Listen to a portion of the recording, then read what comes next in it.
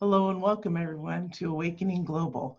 This is a beautiful event for Women's Awakening Global where we get to, and I love to say we get to because we get to all be together here and we get to converse and talk and discuss about things that are happening in today's world that seem to be happening throughout history always. And we chose the last 7 words on the cross, which are actually sentences, which we modernized, as you saw when you signed into the landing page. These are beautiful modern interpretations of what Jesus, who's a master, had said on the cross. And this is not a religious thing, so let's not debate about Jesus and where he stands in the place, but he's a beautiful individual that has helped humanity along, just like we all knew growing up, or many of us. So welcome to Awakening Global. I'm Mia Saenz. I'm Amy Turner. I'm Denise Dominguez. And we're so happy that you're here. So our first topic for today is forgiveness of all the pains and injuries and sufferings that have been brought upon you, but they truly haven't touched you. And what that concept idea is, we are infinite spiritual beings, beautiful divine lights mixed with this beautiful human body. And in that, we can either choose to be victims or we can choose to be elevated. We can choose to stand in our divine light of who we are and allow these beautiful bodies that we were given to move and do what we need to do in the spiritual realm here on earth.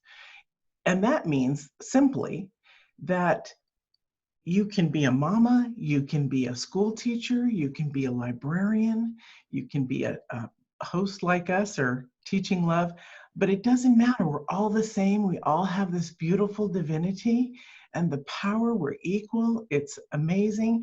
And so let's talk about when Jesus was on the cross, he wanted to say, and he did say, forgive them, for they know not what they do. And so how amazing is that? Very few people, until they do work, can say, forgive them. They don't understand. It's okay. That's the deepest sense of love that we know. Amy, would you like to take it away? Yeah, and I know people talk about forgiveness so much, and it's such a big thing, because it's not that you are forgiving someone who has wronged you just because it's the right thing to do, or just because you're not saying what they wronged you about is okay. That's not what it is. It's about how do you just let it go. They say that it's like you're drinking poison hoping that they're going to die. It's the same thing. If you have all of this anger and angst with you, and because of someone or people who have hurt you, then you're only hurting yourself. And so the best thing you can do is, first of all, what I always say is the best thing you can do is let yourself feel those feelings. So let yourself get angry, let yourself cry, let yourself feel whatever feelings are brought up with you about what these people or this person has done to you. Then once you let the feelings out, then you can forgive them, because what you're doing is, by you forgiving them, you're actually forgiving yourself, and you're letting that connection, those ties go, and you're choosing self-love. It's beautiful. Yeah, so this is one of my favorite topics, ladies. And the first thing that I like to give to our audience is the understanding of, Amy just gave a little bit of it, of what forgiveness really is. So like Amy was saying, it's not like, okay, you treated me like crap and I'm saying it's okay that you did that. It's not making excuses for the other person. And it's certainly not, if we're talking about toxic people, we're not saying let that person, forgive them and let that person back into your life. Those are misconceptions of what forgiveness is. And that's, I think, the reason why people are so reluctant to forgive, because they think that that's what they have to do, right? If I say I forgive, my ex, for example, so-and-so, then I'm basically saying it's okay that he cheated on me, or he, hurt me, or he did this or whatever. what forgiveness is you releasing yourself from your own internal prison. So when you think of holding on to a grudge, right, which is the opposite of forgiving, there's this tight energy that you're holding on inside, like, you did me wrong and I'm never going to forgive you because what I was innocent and blah, you know, whatever the story is. And then you have this tight, clenched, negative energy that you're holding on inside of you, and you're carrying this around day in and day out, when you wake up, as you go to sleep. And what you're doing is you're putting so much weight, energetic weight on you, and the only thing that's going to happen is you're going to create more of that negative energy. So that's what I mean by, when you forgive, you are releasing yourself from your own internal prison. It is for you and only you. It is not to give permission, oh, you were crappy to me, I accept that, it's okay, or you can come back into my life, or any of those things. It's for you and only you. It's beautiful. And let's also give a tip or tool also to support people. And so I would recommend in forgiveness, as I see a few people on the lines are my clients, and they know this, forgiveness letter writing, literally.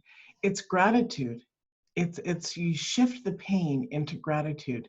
Now, you're not saying to a perpetrator that you're grateful for the situation. You need to look at, like a lot of times we have breakups, people die, we separate out. We're not, it's slightly different if it's a physical abuse or a rape. But let's first look at what it's like for those who their heart hurts, they're pained, they feel that they've been betrayed. Go in and look at what the experience taught you, how grateful you were for the happy times. It's not about getting back together. It's about releasing your soul, your joy, your peace. We trap ourselves inside our bodies, our soul essence, and we want it to flow. We want it to pour out into the world. We don't want to be tied up, numb, constricted, or in pain. So write a letter to yourself. Forgive yourself for these things. Remember the good things, what you've learned. We all grow from every experience unless we don't look at that and we don't want to proceed forward in life. But I know all you ladies do, because that's why you're here. You're already doing the work. I see a couple of professionals on the line here of our colleagues too. So I'm so glad you're here, Susan. So stay here because we'd like to bring you on at the end to chat too. So write that letter. And if it was a perpetrator of some kind of a rape or something like that, or something that's unforgivable, you still have to forgive yourself. It's all about the gratitude and the love and the connection. Gratitude raises our vibration. It brings us up to the state of love, which love and God vibrate on the same level. Yeah. I love that, Mia. Sorry, go ahead, Denise. Go ahead, Amy. Okay, so I was just saying, I love that, Mia. And it rings so true about forgiving yourself and writing that letter and looking at the lesson in it. And I love doing that. I love looking at the lessons. Like, okay, what's the biggest thing that I can learn from this? And one thing that I love teaching too is it's like forgiving yourself, because we are always doing the best that we can with the information that we have. And so it's like, you know, a lot of times with my clients, they'll be like, I can't forgive myself for that. I shouldn't have done that. It was my fault. I'm like, no, it's not your fault. You didn't know better. You're always doing what you know to do. And when you learn better, you do better. And so that's just really, really big. That's my biggest tip, is to forgive yourself, is to know that you weren't taught that, whether it was from your parents or your teachers or your caregivers, whoever it was that was supposed to teach you that at whatever age you were, you didn't learn it. And because you had to go through that, you learned it now, and now you can forgive yourself. Yeah, go ahead, Denise. Yeah, so what I was going to say was, I think, you know, going back to what Jesus was saying, he was looking at it from their point of view, kind of like what you were just saying, right, Amy? Like they did the best they could with what they knew, and he understood that. And that's why he was saying, coming from that place of understanding, where when we are holding on to these grudges, we are basically, and rightfully so, like you're right in the situation, but do you want to be right or do you want to be free from the situation? Right? What's more important to you, to be right about the situation or to be free from the situation? Because what we're doing is we're energetically holding on to that story. We're keeping that story alive, whatever it is, as bad as it was. Yes, you were victimized if you're talking about, you know, things like Mia was saying, but do you want to hold on to that and feed that story and have it be a part of you? Because what you're basically saying is, now that story defines who I am. And you carry that with you. So yes, you're right, but do you want to hold on to that rightfulness or do you want to be free from the clutching negative energy that's staying alive inside of you? You know what's so perfect is our next one, number 2, is literally about breaking the blocks, the energy blocks. And so what Jesus had said, I decided that I would pull it up while I'm on the computer here with you guys. So originally number 2 was, you'll be with me in paradise. And so a lot of us don't believe in that stuff, or, you know, that's not the point. He was looking at the two criminals beside him, both guilty and supposedly both deserving death. And so even on the cross, he was bringing calmness and stillness to humanity. Even on the cross, while his body was dying over the several days. And so what that shows us is we can do so much when we step outside of our own space, our own place.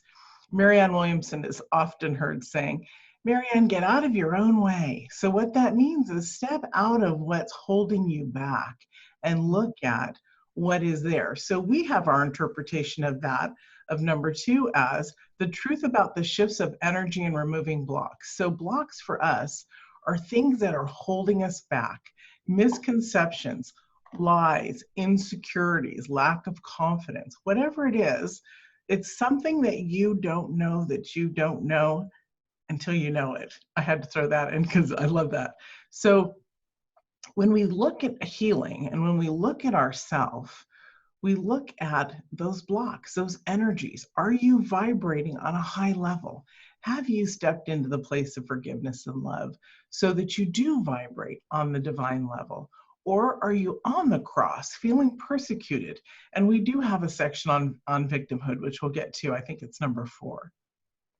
So this is, how do you break these blocks moving forward? How do you break the energy that's holding you back? It's literally about, we have the freedom as individuals, as humans, to look beyond our own story.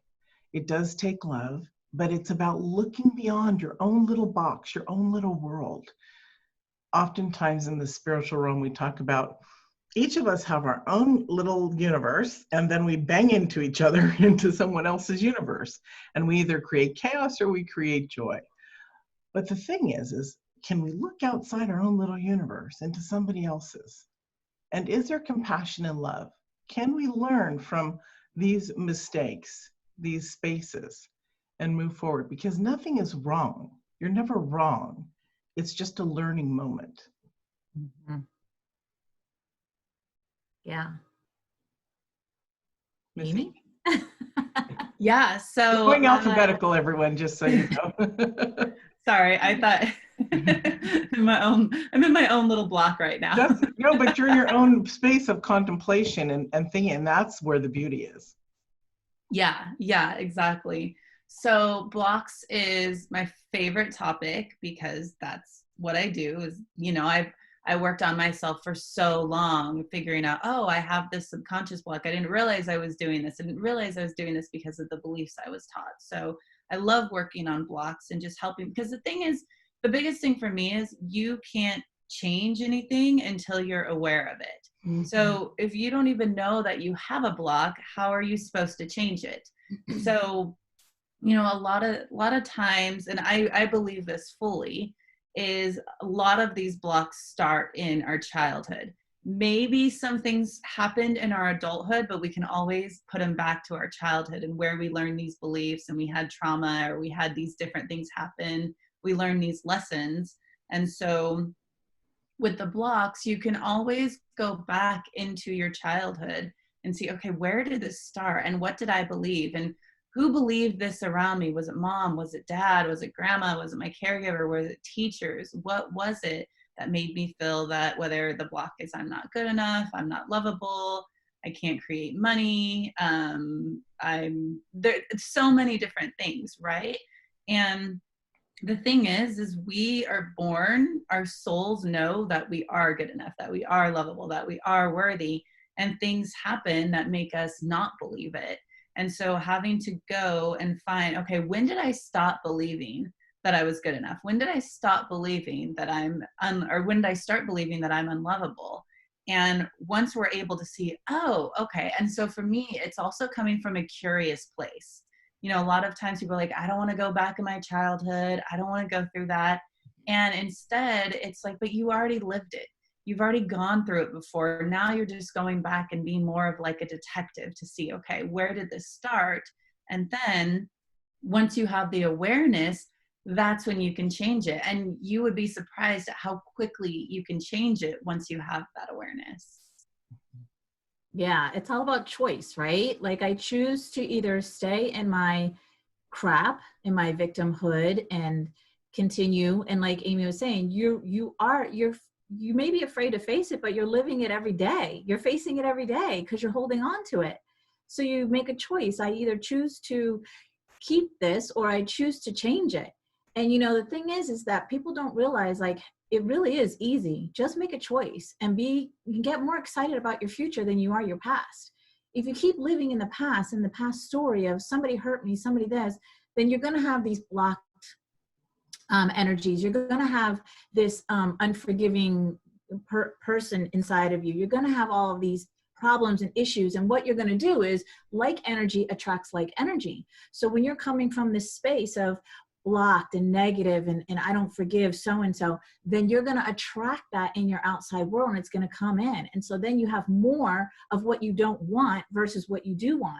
And it's simply a choice to go, no, I'm sick and tired of living this way and I want something different, and get more excited about your future than you are your past.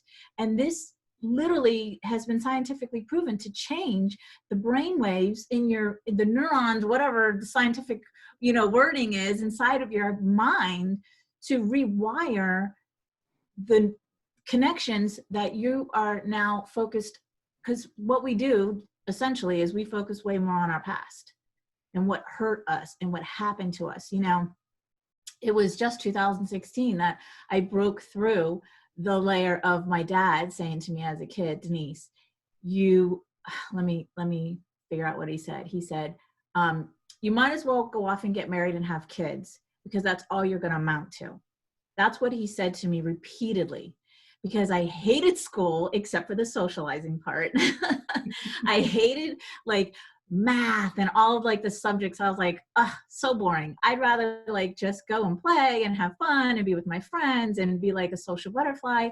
And so I didn't make good grades. I was really crappy bringing home the report card. I would fight to get a B. That was like huge if I got a B. So this was my dad saying this to me over and over. You might as well just, so by 24, I reached that glass ceiling of getting married and having kids.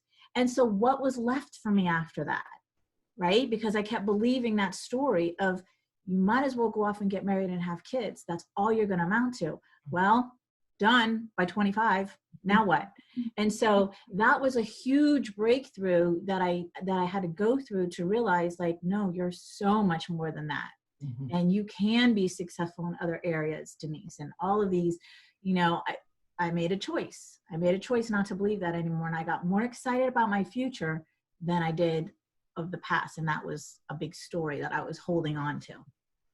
It's really exciting that you brought up was, and I'm glad you did, because the tips and the tools that we're going to give on this part are, And you guys know that I always have to bring you guys tips and tools because otherwise it's not worth listening, right? Right. And so there's many different ways to break the energy block. I call it breaking blocks. And one of the ways that I do it, and I can see one of the ways that Denise does it, and I'm going to talk on both, and then we're going to hear from Amy and Denise again. I have people do an inner child process where they go in and they literally break that block, that storyline, that was holding them so tight. And what we're doing is, with any breaking of blocks, we're raising our emotional intelligence level. We have to raise ourselves, reparent ourselves in order to move forward. That raises the emotional intelligence level. Now, I can see where, and she's going to talk to Denise, it's about recognizing and stepping out of those spaces that are holding you back. This is about self-awareness, about wanting something different. I love to talk to my people, be still and listen. If you're not listening, you're not getting your answers. They're there, they're coming. You can ask for anything, information-wise, and the divine will give it to you. It's about the stillness of listening. Amy, would you like to add on to that? Yeah, so I mean, there's also, if you want to work with someone, there's so many different types of healing out there that you can work through with your blocks. Like I do hypnotherapy, and there's all kinds of different things that you can do out there. And for what you can do just on your own right now, what Mia said was great, like the inner child work and being still. And another thing you can add on to that too is whatever these beliefs are that you have, or these blocks, when you're still, you see, okay, does that feel light or does that feel heavy? And usually if it feels heavy, then it's not the truth of you. If it feels heavy and dark and just doesn't feel good, it's not the truth of you. If it feels light, if it almost like brings your body forward, or you feel like light on your feet, then that's the truth for you. And so that's what you can do right now about these blocks, about these beliefs, is, does this feel light or does this feel heavy? Mm-hmm. And if it feels heavy, I want the heck out of there, and I'm going to find the way to remove it. If it feels light, how exciting, isn't it? Yeah, I love that heavy and lightness, because it's literally a space, right, where we can either be joyous and elevated, or we can be down. But again, oftentimes we don't recognize these patterns unless, like Amy brought it up, that's beautiful, the lightness or the heaviness. What do you want to experience? Yeah, and it's those questions, those empowering questions to ask ourselves, that brings us out of the crap in the lower vibrations up into the higher vibrations. Because it's a choice. What do I want for myself? Do I want to feel like this day in and day out, or do I want to change? Do I really want to change? A lot of people, yes, they want to change and they do what they want, but there's something running in the subconscious that's saying, I really like my story because it's bringing me something, right? Either attention or whatever. So it's about really working through those layers and getting to the point where I'm 100% ready to let go of this and have the change that I desire, to feel the lightness every single day, to feel happy, to raise myself in a higher vibration up into love and above, right? So forget about the lower vibrations where we're feeling guilty, feeling ashamed, blaming, and all of that, and raise up into love and above. And what I was going to say about what you were talking about, Mia, is that Jesus was coming from a place of love. He would, even dying, even, in his last minutes, last days, he was still coming from a place of love. And how freaking beautiful is that?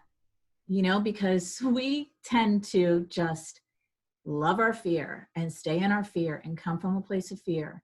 And if we could all learn just to come from, especially right now with this time, right? This is a challenging time for all of us, right?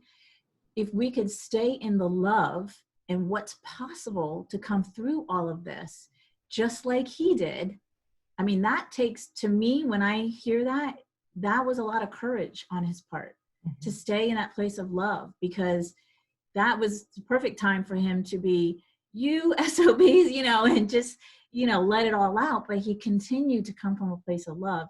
And I talk all the time about ego and heart, your mind versus your heart, and how much, we like to stay up in here. Drop yourself down into your heart.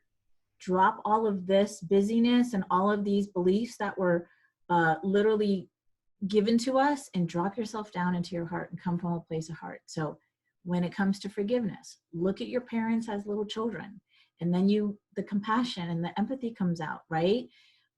Drop yourself into your heart and you'll see a huge shift and a huge difference. I would believe that mankind would want to use this example, and I'm sure many have heard about it since they were little, on many different realms, different prophets, different spiritual masters, talking about the space of love or acting in the space of love. When we see Jesus and what he stood for humanity. He stood for right. He stood for love. What does that feel like? Mm-hmm. It feels complete and whole. When he was on the cross, he didn't probably want to die, right? But he had been doing so much work on himself, on humanity, sharing his love, that when it was time for him to move on, when they, took him and put him on the cross, the reason he showed so much beauty is because he had been working on himself. He had been working on the life path. He had been giving to humanity. He had been spreading the message of divine love, literally. And so when we look at it like that, don't we all want to have that space when it's our time to go, to know that we're complete? People love us, or the people we love know that we love them, is what I meant to say. Mm-hmm. Anytime, for example, anytime you go in for surgery, there's always that question, am I going to come back out of it, right? And so many people go under with a huge fear. And this is the one thing I can't say, well, have you ever almost died? And then, the fear right there. No, a lot of people can't relate to that. So surgeries is one of them where we can relate to that, lights out, and it could be a permanent thing. By chance it could be, or our fear is making us. But the point is that's our reality in that moment.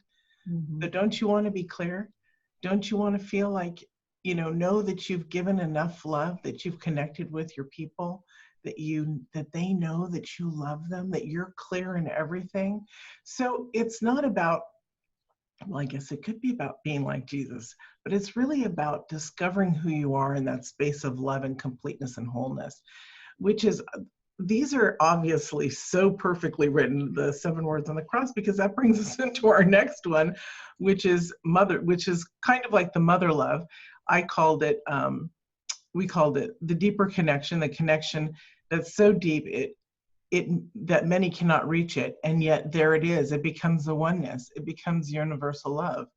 And on the cross, it says, "Woman, hold your son." That was the last one of the last 7, out of the 7 words.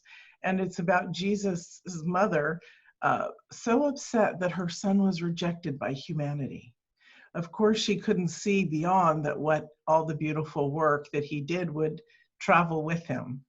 I think as humans, as we elevate in our time on this planet from 30,000 years ago till now, we learn to use hindsight as a mechanism for understanding our future and our path and our awareness. So we can see what they went through then, and it supports us as we go forward now. So with this Awakening Global, third one, it literally is about the deeper connection to each other, to ourselves, which does bring universal love, which does bring the oneness. And that's why the individual work on yourself, if you choose to take that journey, is so powerful.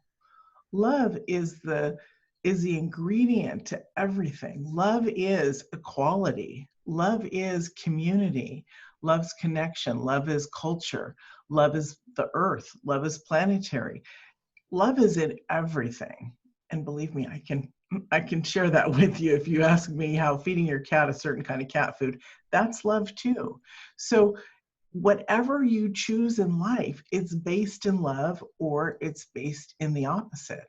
What do you choose? The deeper connection to yourself, to your family, to your friends, to your community, to the world. Many people wonder what this universal one love feels like. And of course, at moments we feel it, but we want to feel it all the time. This is the goal. This is the space to be in.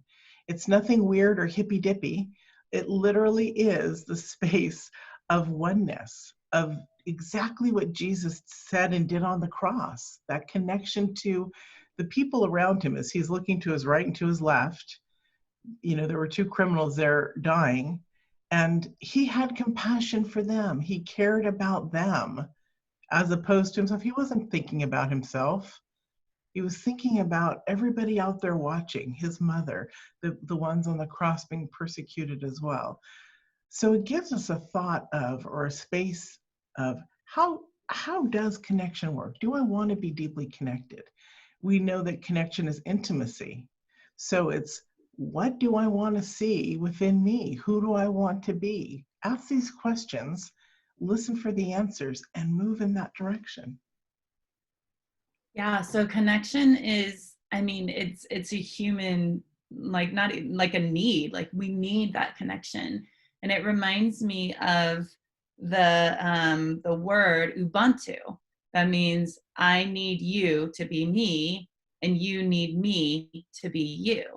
And that's all about connection. Is we can't, and my interpretation of Ubuntu is that in order for me to really be able to see me and see all sides of me, the light and the dark, is I need other people to be able to see me too. And same for other people. I need to be able to see them so we can all grow together. And connection is so deeply huge for us as humans. Even right now, we can't maybe physically connect, but we can still emotionally connect right now. And there's been so many studies in addiction, and I used to work very deeply in addiction back when I worked in a hospital.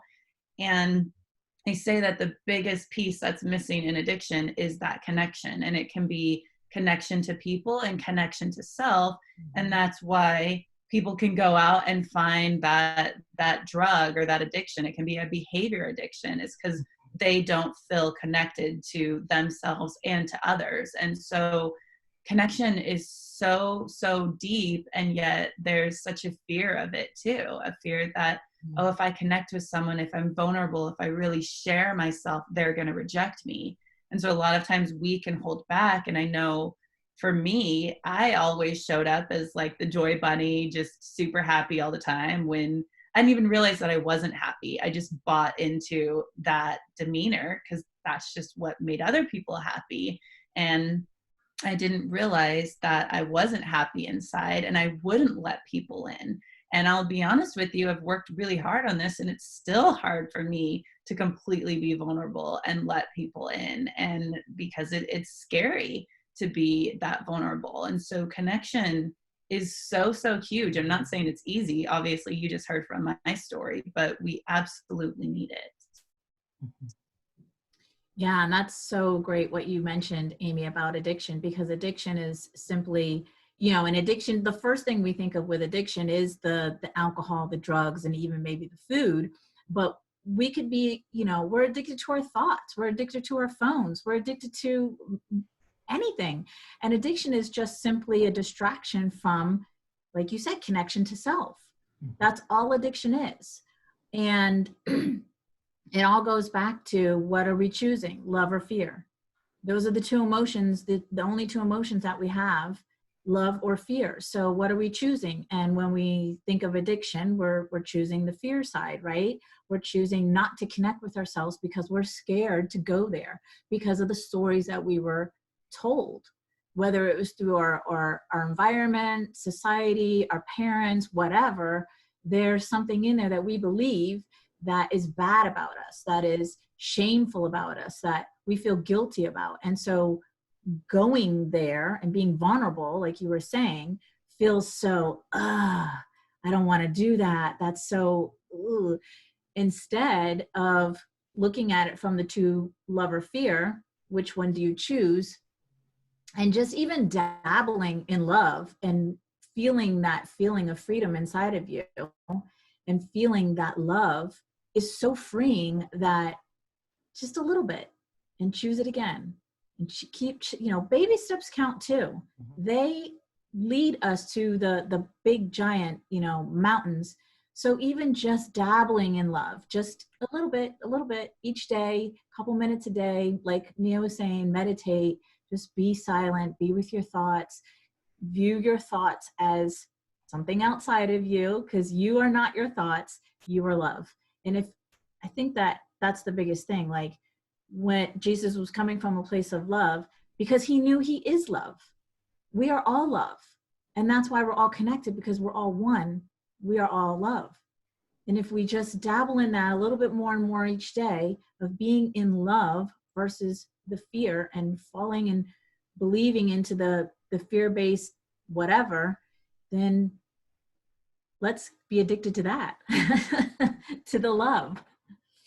I love that, because that is a tip and tool right there, right? To dabble until it feels right. But instead of listen to me, I get all coy. Instead of dabbling a little bit per day, how about if you dabble a little bit per hour, right? Set your alarm. At least 3 times a day. What am I doing that feels loving? And what am I thinking that's taking me out of love? Because awareness is key, and we don't know until we dabble, until we play, until we explore. The curiosity. We talk, all 3 of us together, have been talking a lot about the curiosity and the playfulness. So when you bring that curiosity and playfulness into the mix, you've got great stuff there that supports you moving forward. Yeah. The whole connection key, as we talked about a little bit about the vulnerability and what will happen if we actually connect, right? And that's a scary thing. So you are safe, you are loved, and this is your journey. And so do it however you want. These are just ideas to move forward. But the dabbling, if you're new to this, the dabbling in love, but make it more than just once a day, really. And I know that that's what Denise does. She's on it all the time. And these are steps into it. Anything else before we go to the victimhood? Number 4. No, not for me. Let's dive into that. Somebody just asked, are we believers or using Jesus as an example? We're using Jesus as an example. Tomorrow's Easter. This came up, we created this talk in January. We set the date for today. We had didn't realize about the coronavirus even happening until everybody else did in February. And so the point about the connections here are humanity has been turned upside down overall as a whole. And so what is being said on the cross, the 7 words that were so perfect, are what we're experiencing today. And so there's fear, there's disconnection, there's wounding, there's all of these things are happening. People, maybe not in your community, but worldwide, the fear is so great. This is the first time in human history that we've all been able to shut down at the same time because we have the internet. As we advance, everything advances with us. So now we can shut down the world all at once. That's pretty crazy, isn't it? So when you ask this, Alexandra, this is literally one of the masters that we took, because tomorrow is Easter, it's Passover. They were apropos, they felt apropos to us through our meditation and prayer to bring it to you guys. And so that's why we chose the last 7 words on the cross. Okay, so the next one is victimization or victimhood, healing the wounds of humanity. And so it talks, my God, why have you forsaken me? And then Jesus knows our loneliness and, all of that stuff. But the point is that we often experience victimhood until we can move out and shift out. And so victimhood is that space that keeps us low, that keeps us down, that keeps us even regurgitating out our information to new people that we meet. It's like having your inner child of age 7 who's freaked out, running around, spilling everything out all over, telling your own personal stuff to the world. We do this as humans until we grow. Now, you may be at a stage where you don't do that, and congratulations, that's where you want to be. And you may be at a stage where you still do that. It's about reflection. It's about looking at who you are, looking at the ways you operate. Do you want to be a victim? And we know it's a lonely, dysfunctional place. It's a very scared place. It's a place that some people will never be able to get out of, and that's just because they're finding it difficult. We know that we have choices in life, that we can choose one or another. Granted, it comes from a place of awareness, doing the inner work. So being a victim is that inability to see love within yourself. And when we have that inability to see love within ourselves, we're not connected to love. We're not connected to the higher vibrations. We're not connected to God. Yeah, so I would say also being a victim has everything to do with your power and giving your power away to someone else, that you're a victim to them, that they're the ones that are going to save you or protect you, or they're the ones that have hurt you. It's not taking any responsibility at all, because when you're able to take responsibility, that's when you're able to move forward in your life. And being a victim, you're stuck, you're stagnant. It's just everyone else's fault, or everyone else needs to save you. And I did a whole podcast on the victim, persecutor, and rescuer. And the victim for me is, and if you know Winnie the Pooh, is Eeyore, where it's like, oh, everything sucks. I mean, I don't know exactly what he says. I haven't watched Winnie the Pooh in a long time, but that, the world is ending, you know? And so it's like, it's funny to use that as an example, so you can kind of see that, oh, do I want to show up like, do I want to be the Eeyore? And the thing is Eeyore doesn't know his power. We all have power, and we all do it. I mean, come on, we all can show up in victim. I know I've worked on it hard, and I can still show up in victim, especially with what's going on right now. It's so easy to go back into the victim. It's like, oh my gosh, I'm a victim. I'm stuck in my house. The government's telling me what to do, you know? And it's like, no, how do I take my power back? How can I transition feeling like a victim to going into, no, I am powerful, and yeah, I'm going to follow the rules, whatever that looks like, but how can I still own my power, and how can I still show up and feel the way that I want to feel, using my voice and using the tools that I know of how to make my vibration high, and how to meditate, and how to connect deeply with myself, so I am powerful no matter what is happening in this world. So for me, to transcend the victim is to know your power. And we'll get into tidbits later, so I'll just leave it at that. Yeah, that's so great, Amy. I love everything that you were just sharing, because that's the thing. We don't know how powerful we are, right? And so it's so easy to stay in our victimhood. And so, so I share this all the time. You know, my last relationship, 22 years being in a toxic relationship. And I share with my clients and my audience, like, I could sit here all day long and share with you, woohoo me, of what he did to me, cheated on me, did this to me, blah, blah, blah, blah, blah, all day long. But what good is that going to do? What good is that going to do for me? Because that takes me into a lower vibration, right? Victimhood is all the way down at the bottom, and victimhood is blaming.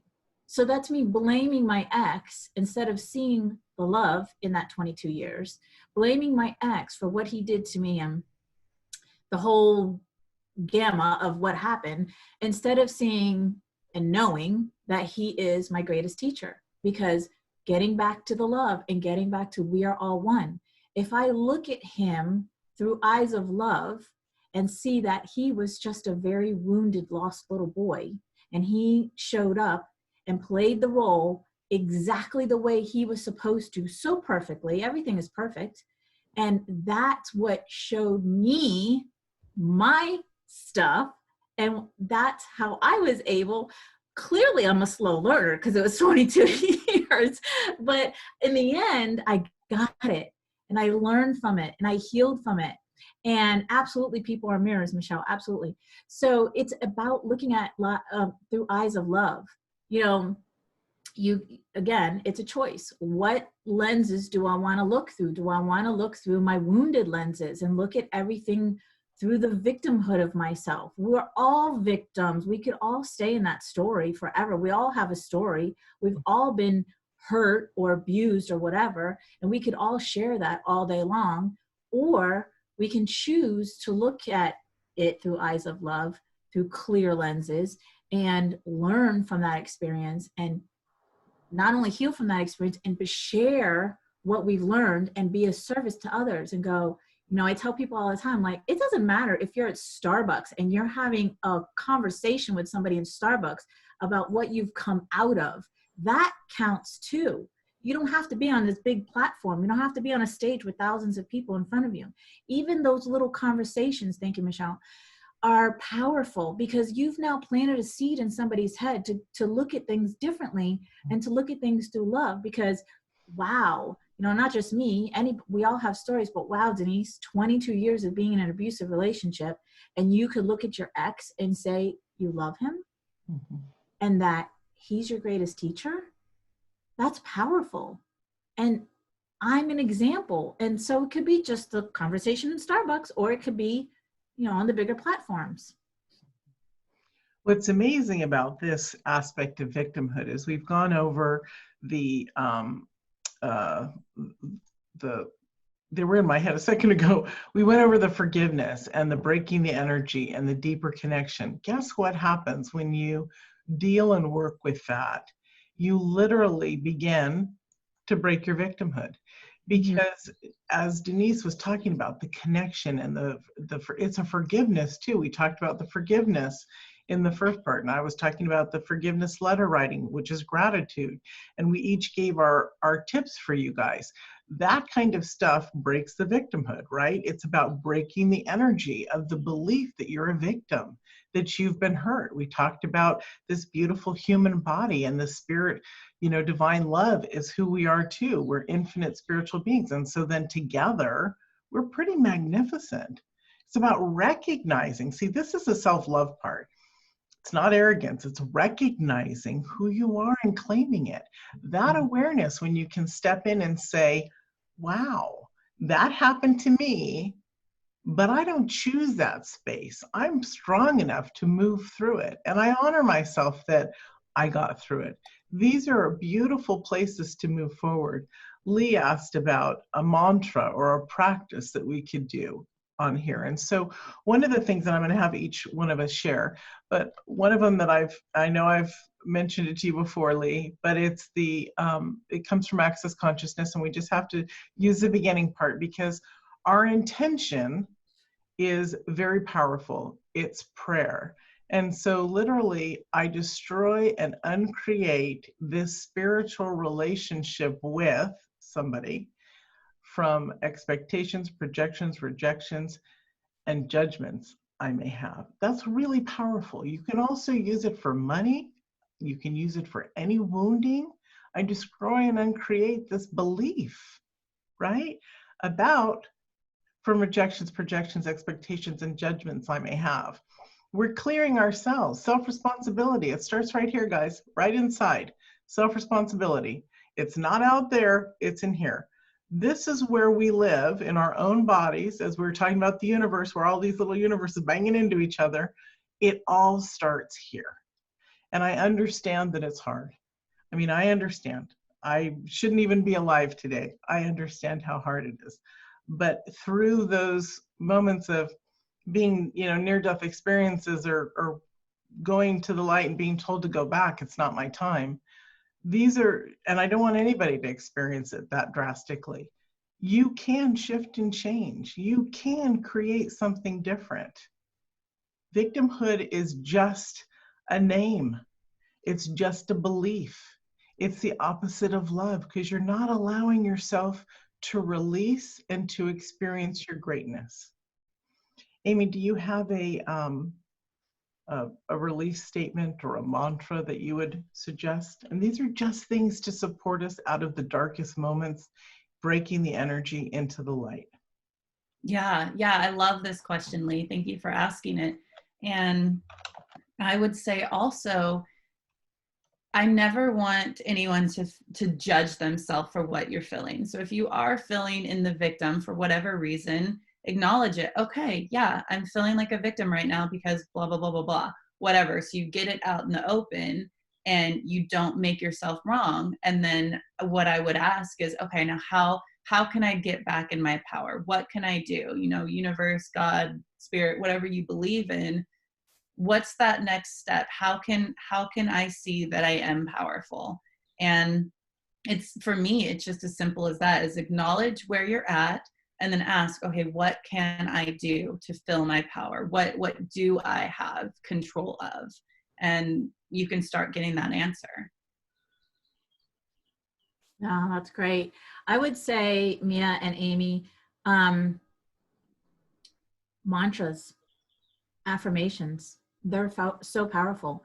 People think like, oh, I'm just going to make that one statement and that's going to help. Yeah, it truly is. And so all of what we're talking about boils down to loving yourself. Love your past. Love the past stories, as painful as they were at the moment. You have to come from a place of loving them. And that takes work, right? That takes, peeling back the layers. So mine would be to repeat, I love myself. And if that's too hard for you to do right now, I totally get it, because there's been studies that have shown where people were told to say, I love myself, and 80% of them or more were like, oh, I can't say it. I get that. So instead, try this. I'm willing to love myself. Or am I willing to love myself completely and whole? So there's ways you can edit that sentence. If I love myself is too much, and let's face it, if you don't believe it, you're not going to continue with it, right? You have to believe it. But even if you just either turn it into a question, am I willing to love myself? Or I'm willing to love myself. So start with that. And because everything begins and ends with you, like Mia was saying. So if you can master loving yourself, the whole thing, the good, the bad, and the ugly, that's it. You're done. I also want to say a few things on this, because I do mirror work with my people. It's all about reflection. And so literally it's probably 93% that don't like themselves at first. And this is a thing. This is absolutely a thing. And it's okay. I screamed and yelled, no, you're a liar, at myself. And then I started to self-soothe, and I thought, wow, that's really weird. And then I let that practice go for a couple of years until I brought it back. I started in my early 20s. And so it's about, and I do like what Denise said, is it okay to be in the space of possibly loving myself? But as you get going and you get through those stages, you have to be adamant with yourself. You're breaking the shell that humanity has put upon you. All the stuff that's been taught us through society, teachers, even our parents, our friends' parents, those belief systems are what's made us today. And I certainly, now that I'm on this space, don't even want to accept anything that Debbie Freeman's father or mother told me as my best friend, hanging out with her all the time when I was little. Granted, they were loving, but if there was something negative, why would I want to think about that, right? And so it's about claiming your victory of who you are, Michelle. I believe that claiming that victory, you mentioned in here, sweetly, Michelle said that the work is really hard and that she finds sometimes it's hard to connect to that love. Well, this is a space, the I love you literally cracks, and looking at your face, looking at your eyes. If you read the Mirror book, it's free and in the treasure trove, or you can get it on Amazon for like $1 on Kindle. Literally the practice in there is so powerful. I teach the blind and the deaf. And so it's about cracking open that stuff, cracking open the dysmorphic sense. We all have a shell around us, our bodies, our interior. Crack it open, allow soul to come out. What do you want more? It's a choice between us. What do we want more? And I know that I'm a diehard powerhouse there, but that's because, you know, I've seen all the sides, and working with thousands of people over the years, you can see they can break through. It's a practice. Practice makes proficiency. We don't care about perfect, right? Who cares about perfect? Proficiency. Let's be the ballerina. Let's be the musician. Let's be the athlete. They practice, practice, practice. And of course, they make millions of dollars. And if I said to you, I'm going to give you $10 million to break through your own stuff in 5 years, would you do it? Would you do it? So why not do it now without the 10 million, so that you can make your own 10 million, because you're going to be really powerful within your own space. This is really deep stuff, guys. Be gentle with yourself. It's okay. Be really gentle. Self-love is the gentleness. Our bodies are listening. Our psyches are listening. And so that's where the power, that's really where the power is. We're going to open it up for questions, but we have 3 more to go through, or we get to go through 3 more. And so the 5th one is on our side, the spiritual interpretation. Over time, there's been, especially for women, constructs put upon us. So this is what we're talking about now, what we were just talking about as we got into the victimhood, the constructs, the things that hold us back, that hold us down. It's about our mindset, literally. I'm so grateful this was in here, because this is the perfect next step. It's about creating a new path, becoming an optimist, per se, because optimism becomes and brings joyous essence within you. If you're a realist, sometimes you get caught on that. If you're a pessimist, it's really hard to get into the space of love and optimism. And again, you have a choice. The 5th thing on the cross was, I thirst. In saying this phrase, Jesus fulfilled the prophecy in Psalms. For my thirst, they gave me vinegar to drink. So what do you want to, what do you want to experience in your life? This is the time to break out of the constructs, the beliefs that were put upon us. It's all energetics. And if you don't think you're energy, think again. We're molecules in this beautiful human body, and molecules are a form of energy. We are energetics. We can shift and change. If nobody's ever told that to you before, let me be one of the first, and these ladies too. You have the ability to change, but remember, it's the desire, it's the commitment. We talked about addiction earlier. And so it's not about addiction, it's about looking and wanting it so much that you do it. There's a difference between addiction and there's a difference between desire, right? They're similar because the desire goes into the addiction. I gotta have it, I gotta have it, I gotta have it. But when it's on the positive side and you shift that awareness, I want to grow, you're expanding your awareness. Humans are afraid that once they put it out into the world, what they want, they have to fight for it and struggle and create and get through the chaos. I mean, it sounds like a battle, literally. When you hear people talk and the energy around it, it sounds like everyone is at war. But this is a choice. We don't have to be at war on an individual level. The storm can roar without me. My heart may low be laid. Literally, we don't have to follow a storm. We don't have to have it come in and break upon us. Amy? Yeah, so that's the thing. And that's what both of you keep saying. And Denise, you're saying a lot. It's your choice. You get to create the life that you want. And when we're stuck, kind of going back to like the victim, it's like you feel like life is happening to you instead of when you have a choice that life is happening for you. Mm-hmm. And that goes back to the power, and how can you stand in your power and choose, how do I want my life to look? So getting rid of those constructs, I mean, when we're young and these constructs, these beliefs are put upon us and we accept them, it's because we're young and we don't know any better, and our brain isn't done developing until we're 25 years old. So we're just like a little sponge that takes all of this stuff in.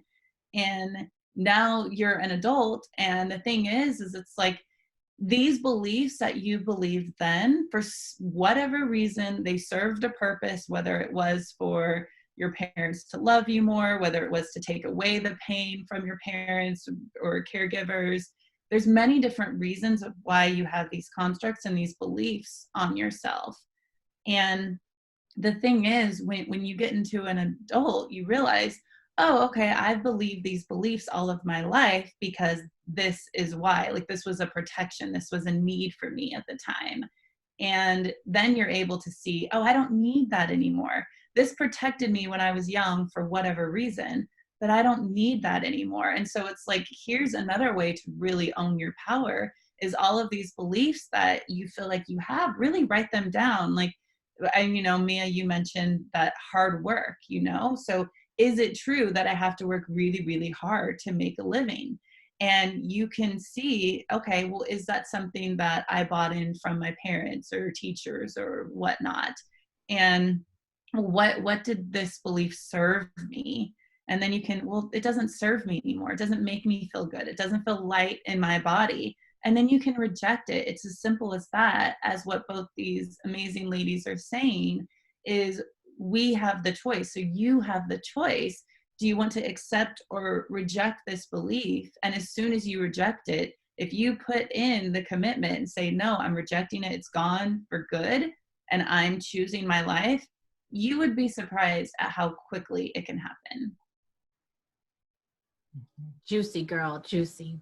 I would like to say, thank you, that to tailgate to what Amy was saying, choice is our free will.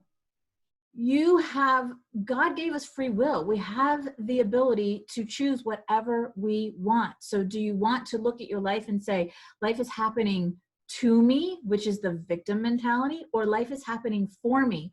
And listen, I totally get it, because in my 22 years, I definitely wasn't saying, oh, all of this abuse is happening for me, let me just be joyous about it. Not at the moment, no. But looking back, I can look at that 22 years and go, all of that showed up to teach me something. I needed to learn about myself through all of that pain, through all of that guilt and shame and agony and everything that I went through now. And that's because I made a choice. I made a choice to look at it that way, instead of staying in my victimhood and looking at it as pointing the finger and going, he did this and he did that, and this is what happened. And because of that, I am now, right? We have all these identities that we attach to from the past. And so it really completely just boils down to, like, get more excited about your future than you are your past. You know, somebody in here, I don't know if it was Michelle or Lee, Mia had said something and she was like, oh, well, she got excited. She was like, oh, well, I'm going to look in the mirror and do that now because you had mentioned something about money. There's the excitement that you want to have day in and day out. Get excited about your future. It's a choice. Get excited about what possibilities are waiting for you, because every thought you think is a reality for you. You just got to keep walking towards it. But if you just leave it up in here, it's going to stay there. But if you keep peeling, shedding, and healing back those layers to get to who you really are, which is disconnecting from all the old crap and all the old stories, and realizing that you are love, you are power, like Amy was saying, and you have choices that you can make every day, and you have free will, that's moving towards the possibilities that are waiting for you. Every thought, the craziest thought, the most amazing thought is a reality for you if you choose it. You know, when Amy brought up the whole transformation thing, I'm like, woohoo, my favorite topic, transformation, which is really absolutely shifting the constructs. And so again, Denise brought out the choice.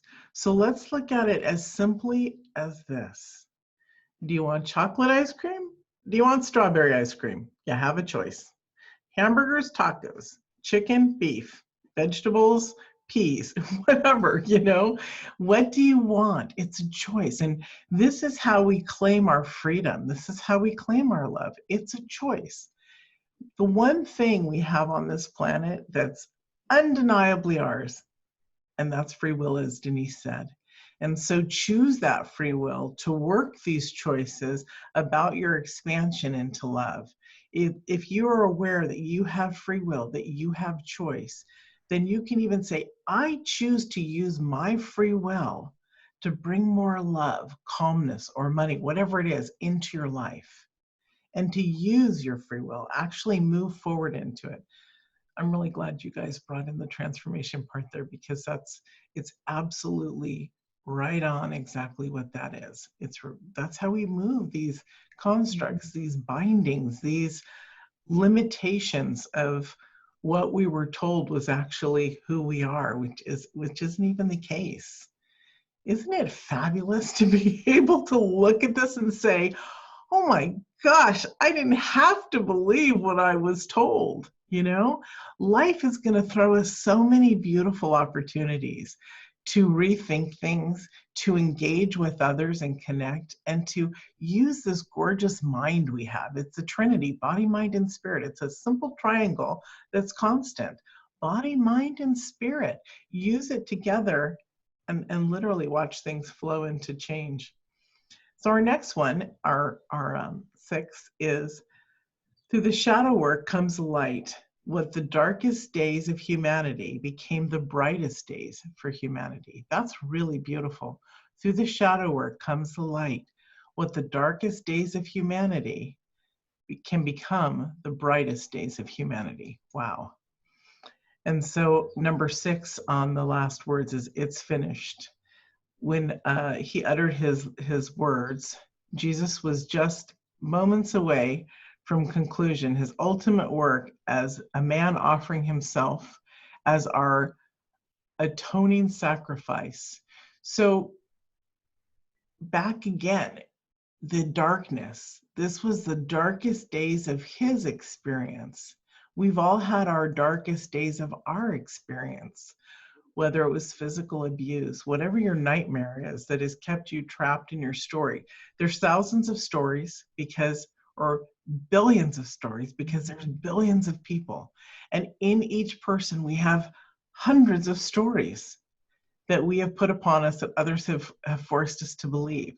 Break those stories, step out of the shadow. And shadow is just in an easy framework to think about. We become fearful of shadow work, some people. But remember, without the shadow, without the darkness, we can't see such glorious light. And as we heal ourselves, and this is planet Earth, this is something that we do here, as we heal ourselves or shift into love, shift into openness, comes that beautiful light, comes the softness, comes the love, comes the connection, comes the brilliance, literally. Yeah, I think Debbie Ford said there's gold in the dark. And it's so true. It's, for me, shadow work is complete acceptance, because it's really easy for us to go about our day and think about the light things about us, that we're intelligent, we're a good person, and the love that we have for people and different things like that. It's really easy to jump into that. But if we have to look at times where, oh yeah, maybe I am jealous, maybe I am a victim, maybe I am insecure, that's the shadow, and we don't want to look at it. And so it's like, oh, let's just jump and be in the happy, and let's jump out of our sadness and anger.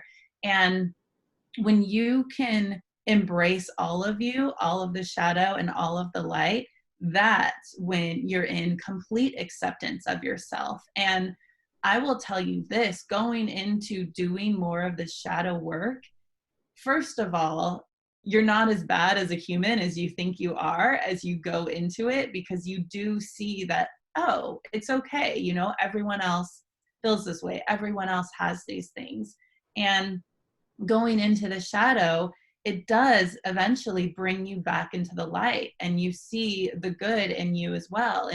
And then you even more, you have a choice, because you're like, oh, I know that I have this insecure part of me, or I know I have this jealous part of me. Do I want to choose to go into my shadow about that? Or do I want to choose to go into my light about it?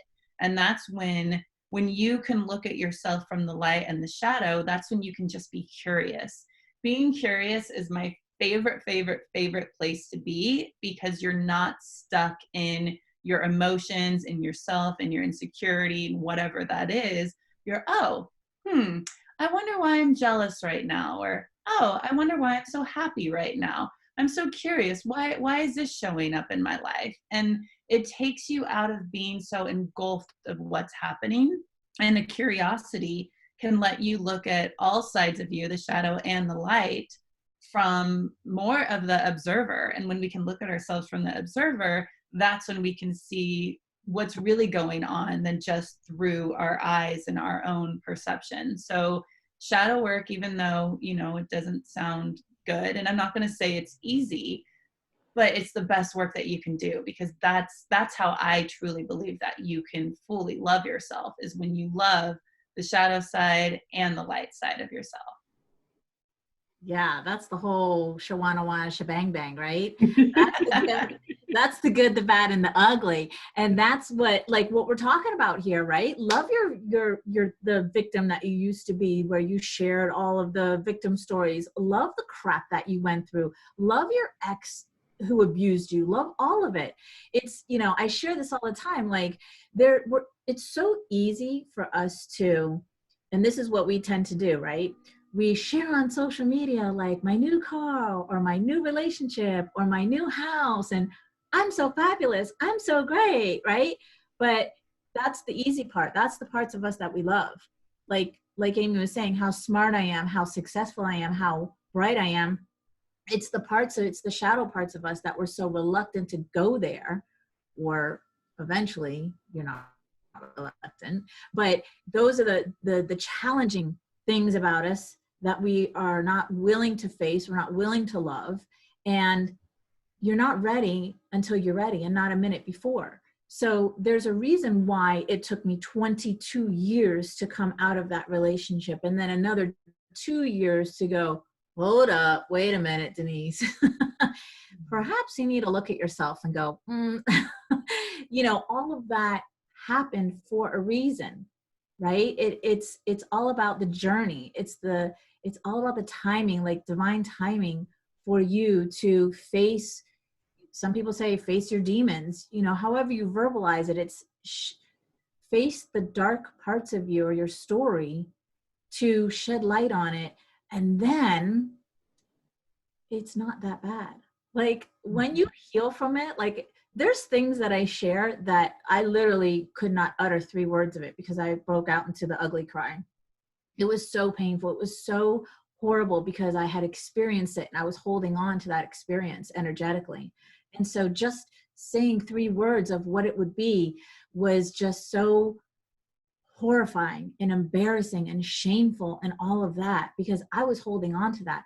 Now I say it with such grace and ease, right? Such joy, because I know that what I had been through, somebody else has been through either the exact type of a situation or a similar situation where they are in a space of feeling such shame and guilt about it. And now I share it with joy and ease. And they're like, oh, wow, maybe it's not that bad, right?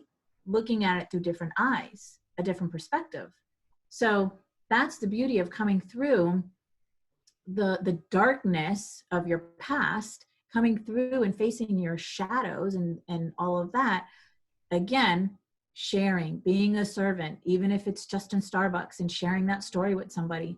It's really about sharing it and you coming through it and being able to teach that, and somebody learns from you.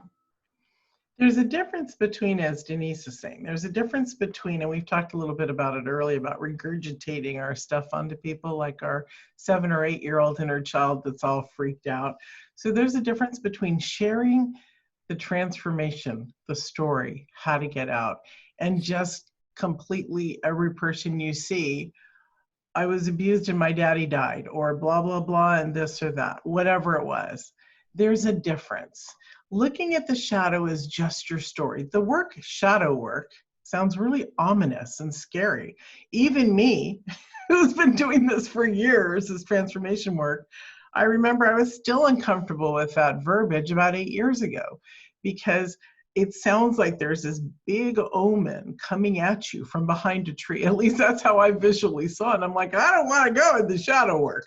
But literally, we're always dealing with our shadow work. Why not let's get to the other side and embrace the story, allow it to enrich us, and move forward? Jamila asks about dealing with the shadow work. in that place. How do you do it without getting stuck there? You don't want to get stuck there. There's different processes that people do: examining, journaling, looking at a situation, drawing a timeline. A lot of the work that's in the treasure trove, like the inner child meditation process, you do a timeline, you do your work, you go in and out, and you're breaking the energy. It's not about staying in the things that bring you down. It's also not about denying and hiding your most frightening thing. And I'll just share this, one of my most frightening things was my mother. And every time I would take a transformational program or something, which I've done for years, like 20 years or more, and I've been a metaphysician my whole life, third generation, I practice and look at this stuff. My mother was my big scary thing.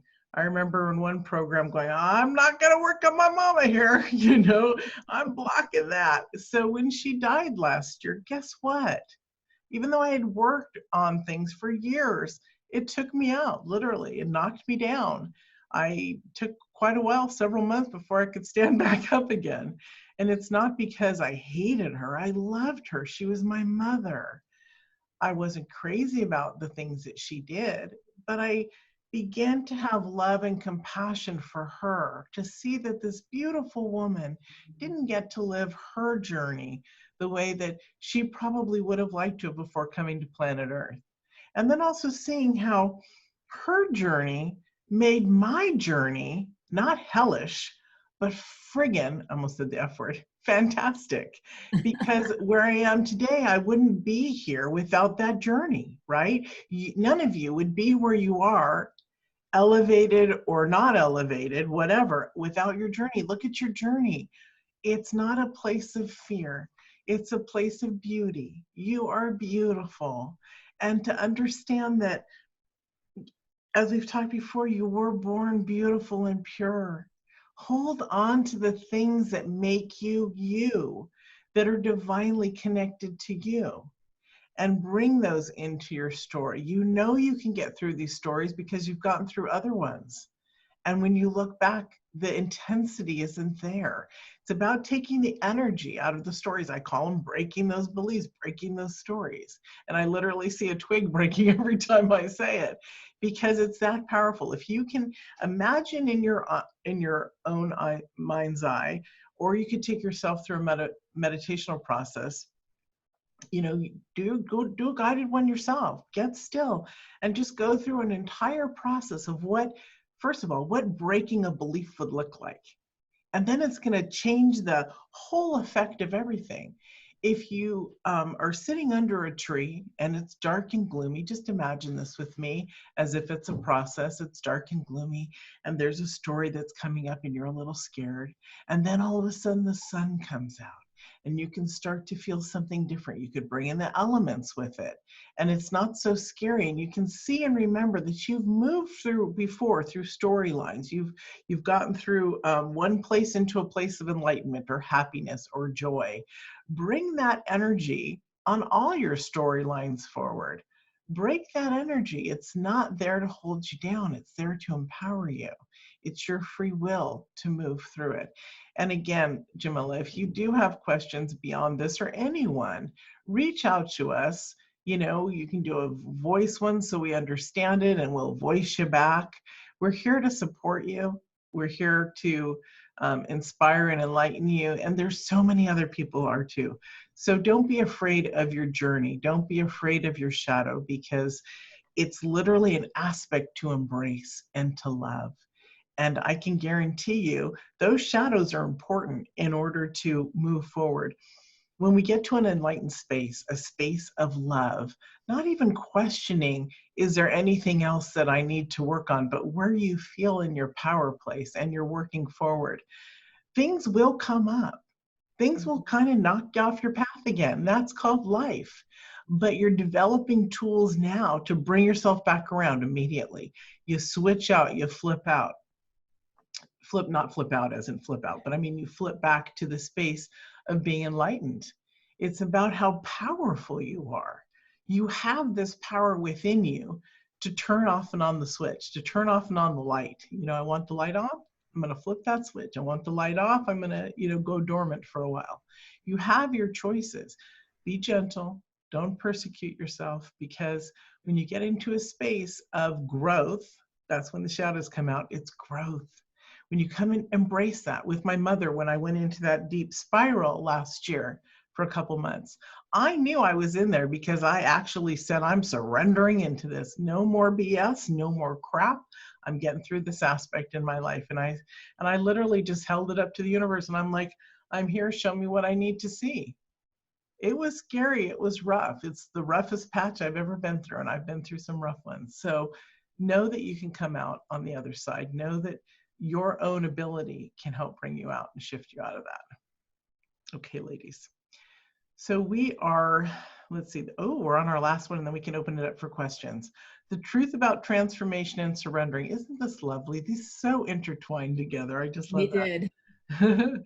So the seventh sentence on the cross was, Father, into your hands I commit my spirit. And that was Jesus's last final words as he surrendered into what was happening, into the divine love that he knew that he was going to leave. So what does that look like again? This is very much the shadow work. So we can still talk about this more, about surrendering into our journey, into our storyline at that point, into that moment.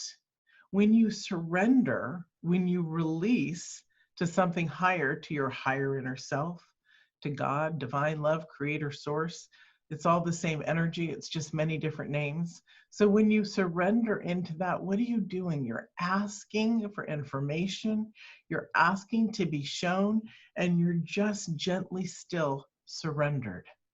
Surrendering is that space where it almost feels like when you first go into a meditation or a guided one where somebody's taking you down to relax. It's about melting into the fabric, being at one with what's happening with you. You're safe and secure, and you're going to come out on the other side. That you know. So the surrendering is knowing that you are coming out at some point, but you want to pick up key information to heal and to learn in that surrender. Yeah, so I just learned how to surrender last year. So I don't know about you, but I've been a control freak my whole life. So I thought that I was, Haven't we all?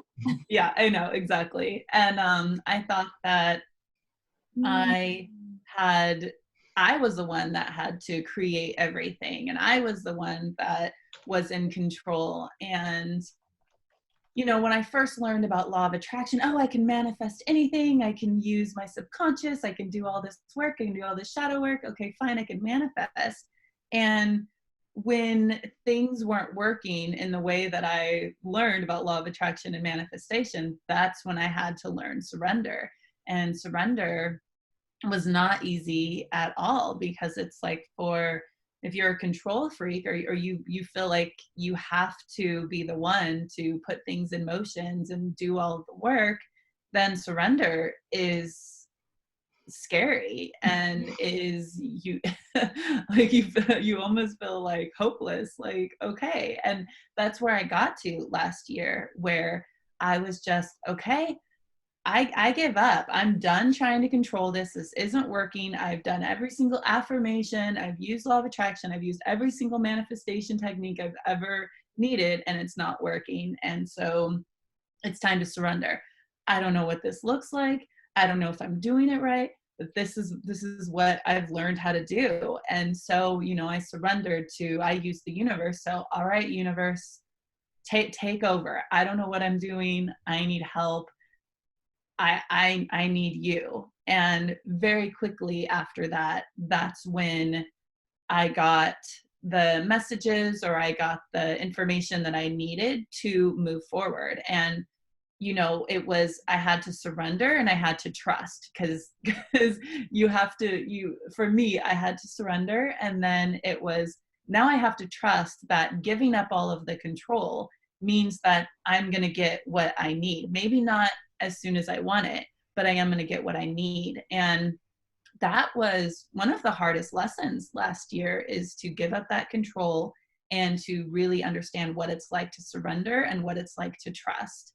And now it's still, I'm not going to say it's easy, but I love using it now, because I'm like, okay, Amy, you're being a control freak again. You're trying to control this. Just surrender, just trust and surrender, and go off and do something else. And it's been probably one of the biggest processes that I learned, that I continue to learn. And so surrender and trust are huge. Once you just accept it and do it, you'll see that it can really create miracles. Yeah, I love that. Jesus, take the wheel, right? Yes. Just hand it over. Just, it is about surrendering and trust. So Jesus, take the wheel, hand it over, and trust the process. Trust that what's happening is happening for you, even the crappy stuff, and not to you. And listen to why this is showing up, and ask questions like, why is this showing up? What do I need to learn from it? Those questions are so powerful, because what we do generally is we are so much in our head that we go into like, I can't believe this is happening. I did this and it's happening again, or a different version of it is happening again. And we just get so frustrated that we don't realize that if we just hand it over, right? And just trust the process, and then ask the questions, okay, why is this showing up? What do I need to learn from this? Because it's showing up for a reason.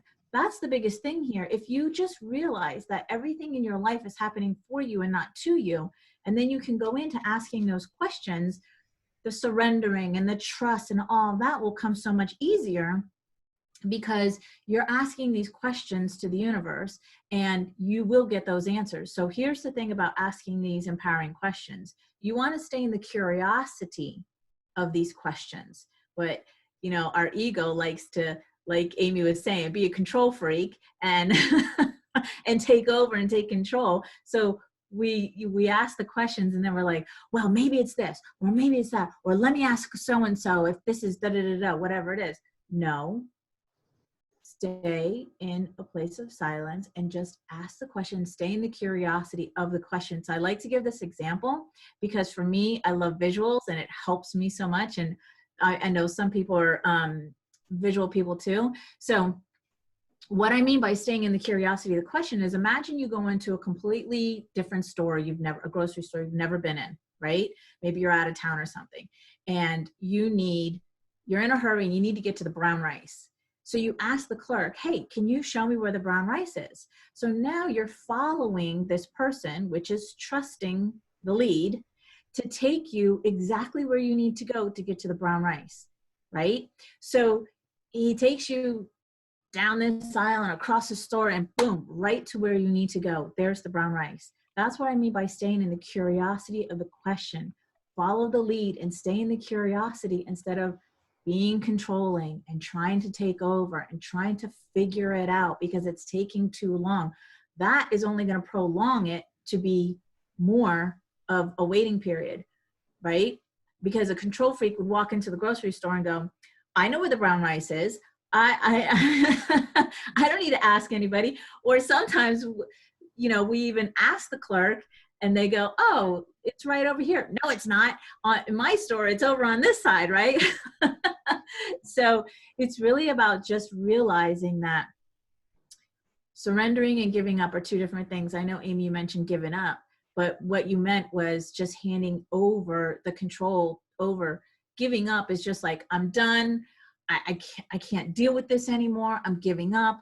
Where surrendering is just handing it over and trusting the process that it's all in good hands now and letting go of the control.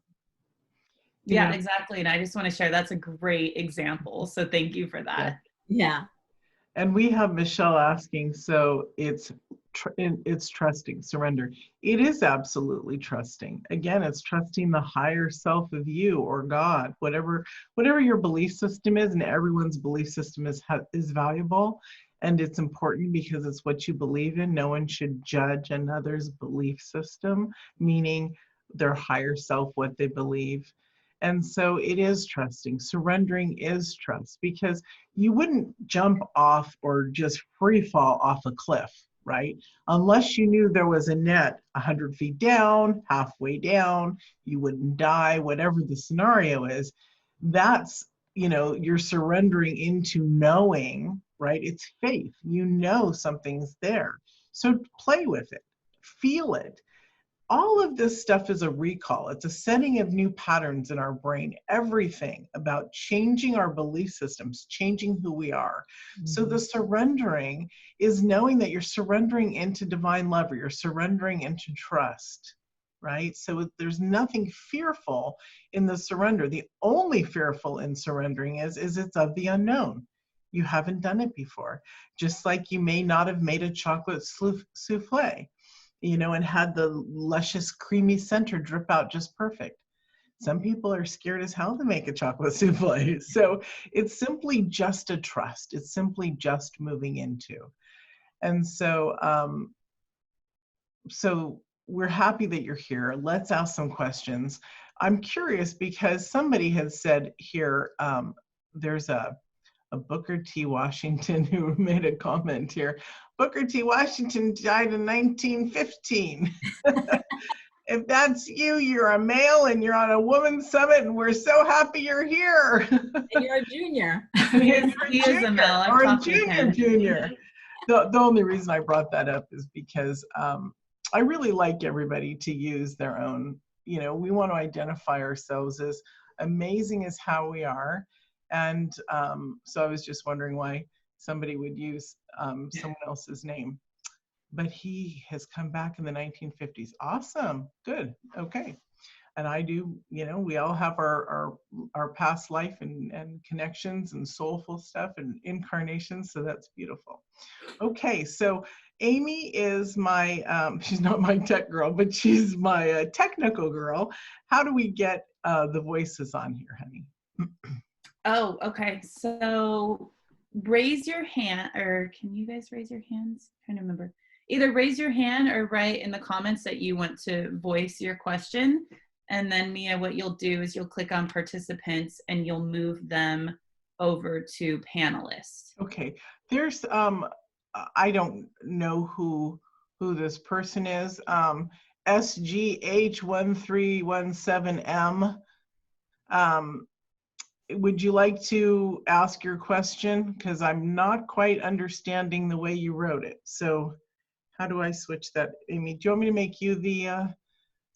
Yeah, you can make me the host. I can do it. Okay, perfect. There you go. There's a Q&A section there also, where they could ask questions in the Q&A.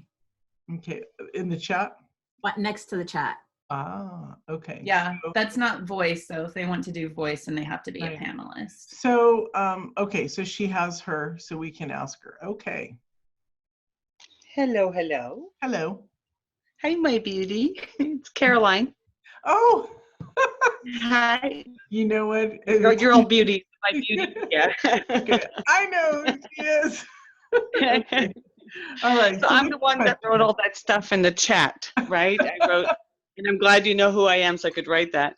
So I asked the clerk, where's the brown rice? And the clerk says, I know where the brown rice is, but he never got me the brown rice. The rice never came. And so the same kind of scenario, I've been asking for help, saying, I need help. Stop showing me feathers. I need help. So they sent me help. They sent me Mia. And now I need the money to work with Mia. So what do I do from here? Well, so there's different things. I'm going to bring on, or I'm actually teaching a money class in somebody's, maybe she'll let me let people into her group. But so money is an energy of who we are, right? Money is, it's what we use it for. This is a planet of money. Other planets apparently wouldn't be money planets. They're more conscious, at least that's what our belief is. So here on Earth, we have to have money in order to buy and exchange. And it's been that way for several thousands of years. And so it's about our belief system and understanding it. And so one way to get through that is to break our money blocks. What does that look like? What's your story around your money? Did your mother take your money when you were a kid every time you got it, or your dad? Were you pushed into working at a young age and never receiving it? People have fear of money for many different things. They witness their great grandparents or their aunts or their uncles struggling because of the depression. It's what we believe that, that has been put into our subconscious at a very young age is what bubbles up. So whatever your money story is, I'd start to ask yourself that. Now open it up to a space of, of the opposite, of the transformation, of the expansion. Think there's many different ways to connect to money and to the essence that it's not fearful. One way is I have a track on one of my albums, Energy, called The Money Call. And literally it's just about the energy of watching money come towards you and how you can, so it's about breaking the beliefs of the fear around money. So this one process is like the ocean turns into money. And instead of the water coming at you, it's blocks of money coming at you. And as the ocean comes up and it usually leaves its foam, it's leaving its money. You can imagine that all that money is yours. There's ways in which to open up and remove the fear. Another way in which to think about it, and this is a way to work on many different things, is 5% of the population, it's a 5% rule, 5% of the population will absolutely love you. And so it can go up to 15%, but statistically, it's about 5% that's equal to you. So what does that mean?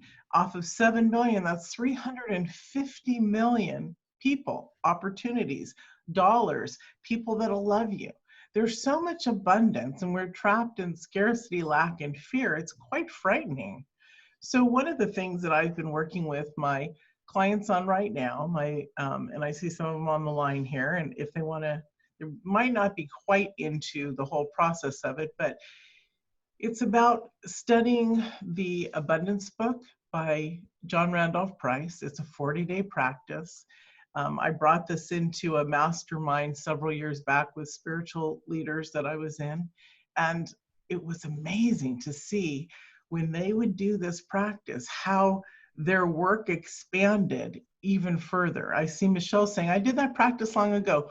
Where is it, honey? Are you still doing it? It's something we don't give up, just like love. We stay on top of our shit, literally. So we do it and we keep doing it until it becomes who we are. There's a practice called arigato money, which is where this one writer or this one interviewer in Japan decided he has written 50 books that are out right now currently in Japan. And he said, I'm going to talk to these billionaires and find out how they handle their money. Well, one of the billionaires, and apparently there's a ton of billionaires, not millionaires, billionaires in Japan. I was like shocked. So one of the billionaires is like the Warren Buffett of our United States, but in Japan. And he arigatos his money. So what does that mean? He thanks his money when it comes and goes. Now, a lot of us on the spiritual level and energy level do know that it can abundantly come back. We can call it back. But what I love about this practice, the arigato practice or arigato money is, when you look up arigato, it's not just thank you, it's thank you very much. There's a beautiful energy in the thank you very much. So when you receive money coming in any form, whether it's a paycheck or even a manifestation, a gift of something that you didn't expect from somebody, you arigato it. When you take money out, even online, when you're paying bills, arigato it. Thank you. Thank you very much. You're so grateful that that money was there to use. I've been practicing this since January, the arigato part, and it's amazing the lightness and the energy. And all of a sudden, I'm looking on my phone and things are popping up, being paid and money coming in, and I'm like, arigato, arigato. It's like you can't keep track of the arigatos, but you have to. So it's the lightness, it's the energy. One of the aspects when my grandparents became millionaires twice over when I was a child, well, even before I was a child, my grandfather was an immigrant from Italy. My grandmother was an Amish girl, and they met, and My grandmother then discovered metaphysics and began her life as a practitioner, metaphysical practitioner. In there, she taught me, one, that we have to respect money. We have to save, especially as women, we have to save a little bit and allow it to grow. If we're not respecting our money, and then one of my other girlfriends brings this into the conversation too, if you're not respecting your money, meaning that give yourself $5 or $10 a week, watch it grow, love it, thank it like it's a child. I'm so grateful you're here to support us and to love us. Thank you. It's breaking that stress, that block around money. It's about opening it up. So jump into the 40-day practice. Get that book. I think it used to be $5. Now I think it's $6.99 on Amazon. Everyone, and practice it. As I was saying, one of these spiritual teachers that I was with, amazing, a colleague, friend of mine, when I brought this in, she had been the top angel lady in the world until Dorian Virtue came along. And it was crazy. I'm not saying she knocked Dorian Virtue out, but literally around that time of her practicing, and she had to do it 3 or 4 times before, because things come up to stop us on these openings of these spaces that we want to create. We keep doing it until it becomes proficient for us. And then all of a sudden she got this huge contract, an opportunity to even go on Oprah, all sorts of stuff.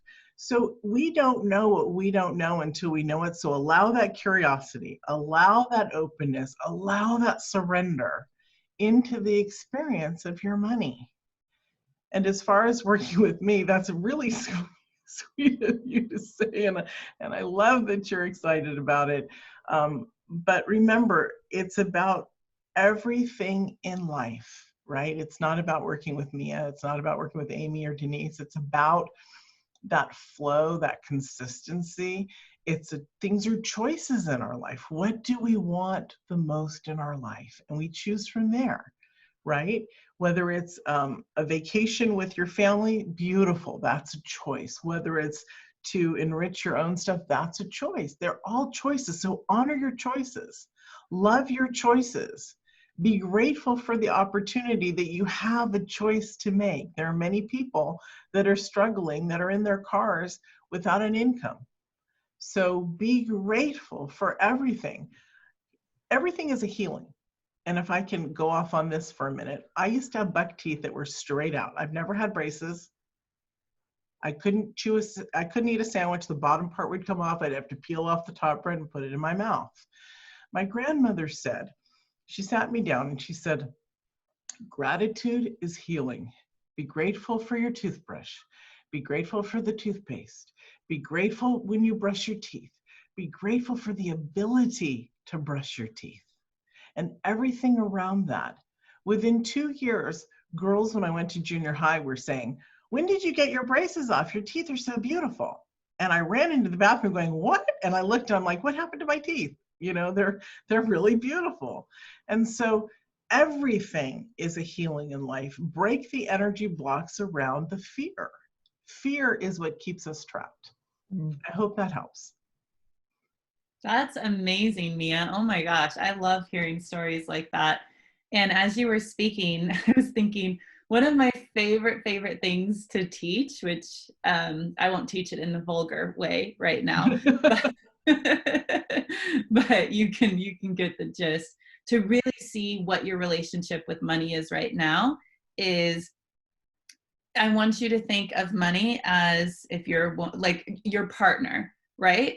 Would money want to be in a relationship with you? And I think you can see where I'm going with the vulgar piece if you want to do it like that. But you see, like, would money, if money was a person, would money want to be around you, want to be in a relationship with you? Or is money feeling like you're too needy and it wants to run away, or you're not giving it enough attention and so it wants to run away? And when I learned this process, it helped me so much, because I was like, oh my gosh, I'm pushing money away, but then I'm pulling it towards me and money doesn't know where to go because You're being avoidant with it. Yeah, exactly. I was pushing for you. I know, I was manipulating it and didn't even realize it. And money would not wanted to be in a relationship with me when I realized this is how I was doing it. I was pushing it away and pulling it and being super needy with it. So when I learned this, it changed everything for me. And I think that's a really good way to look at how are you treating money and be able to change it right away. Yeah. Yeah. It's a beautiful, beautiful thing when we can clear that away and open up the floodgates to allow beauty and demand it. Literally, this is your God-given right to have money on this planet, because we are born with literally a care package. If you can imagine not being fearful about anything that you want or desire, and almost as if it's like Christmas morning or whatever holiday, birthdays, opening up a closet and everything is in there that you need, your cars, your house, your clothes, the lightness of the energy, the arigato, the lightness of it is what literally moves that along. We have Susan Ball here, and I just want to bring her on because she's one of our colleagues. And I just want to see if she has anything to share about this talk. Maybe I didn't. Oh, I didn't know. Okay, so I'm not trying to make you chat with us there. I want you to come on. Can you bring on Susan? Be a panelist, right? Yeah, Susan, are you there? Susan Ball, right? Yes.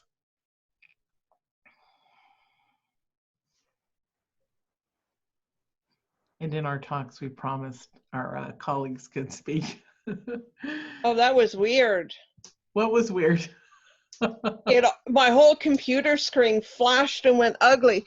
Okay, do you want to see me? I have COVID hair.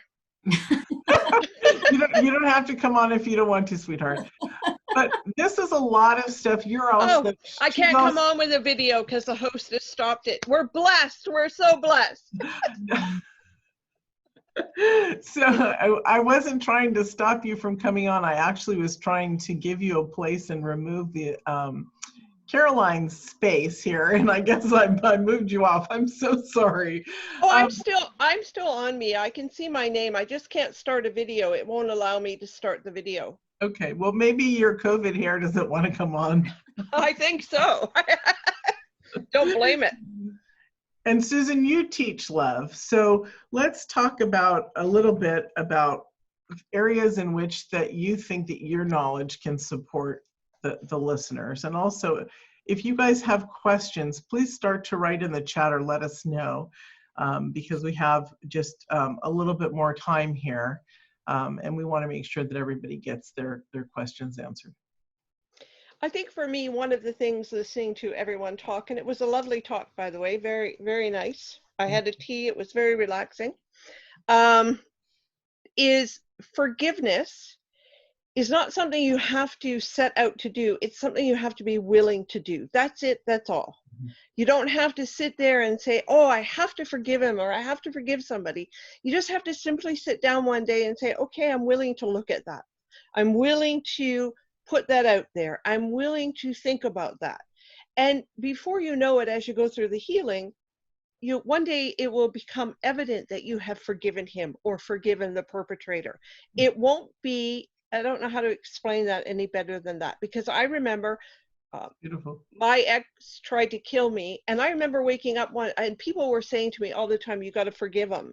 And I thought, well, that's not going to happen. I'll go to hell first before that happens. And then I went through my healing, and I woke up one day and I recognized that I could actually sit with him and have a coffee. Mm-hmm. There was no more fear attached to him, or the story wasn't in my being and my soul and resonating from there. I had forgiven him. So to me, don't be afraid of the word forgive. If it makes you feel antsy, just say, okay, one day I'm willing to do this. I'll look at this. I'll put this over to next week and look at it then. It makes it a little bit easier to tolerate. Mm-hmm. I love that. When a woman can come out of that space, I've worked with a few women which have surprised me, where their spouses have tried to kill them. You know, they're not with them anymore, but that trauma, that fear, and then to be able to shift, like you said, into the space where you would be able to have coffee. You may not want to have coffee, but per se, your children might be getting married and you have to be in the same room, or you want to be around your grandchildren at the same time. There are reasons for healing. There are reasons for that. That's really beautiful, Susan. Really beautiful. And it is a choice, right? The transformation, like she said, I may not want to look at it now. I may want to look at it next week.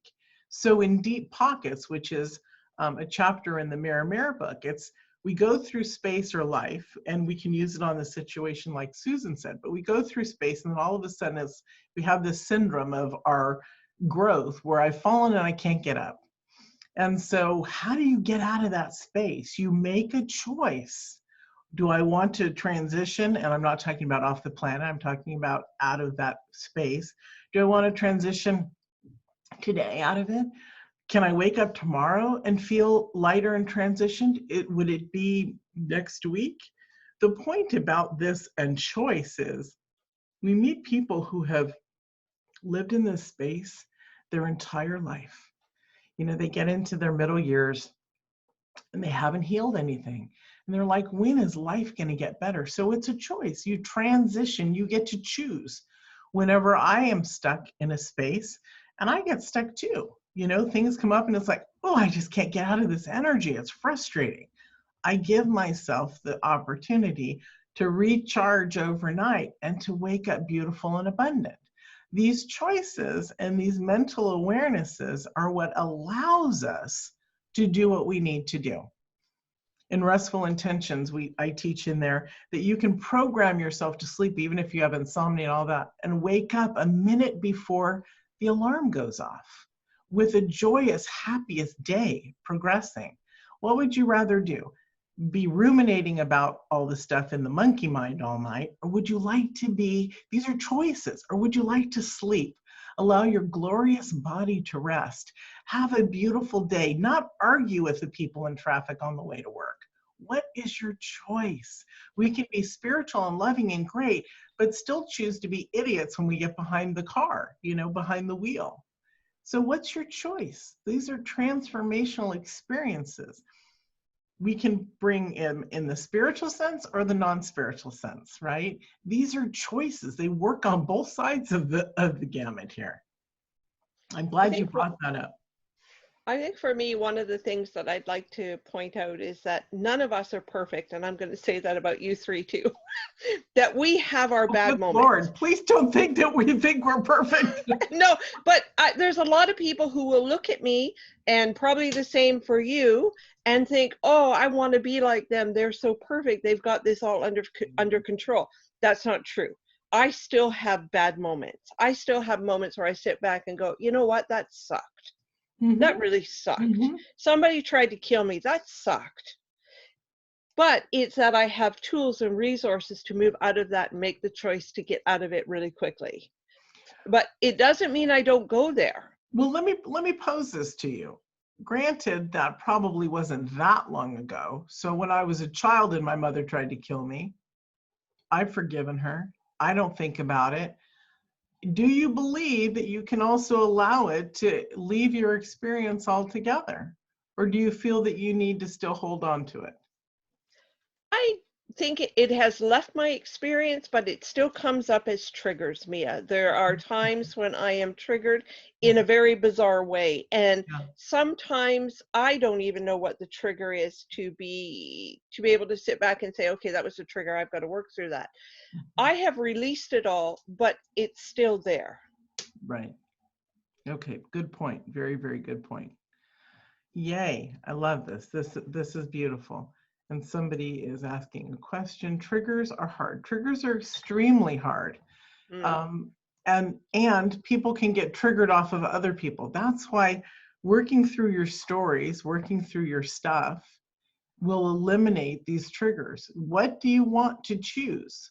I was on a radio show interviewing someone who was a colleague, and we were talking about triggers. And voice-wise, I was explaining what a trigger felt like, you know, in the body. And I triggered the person that I was talking to on air.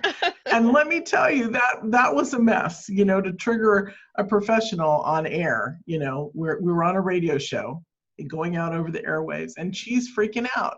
And so of course I had to calm her down and then, get back to the stuff. So we don't want to have our triggers. It's also a choice.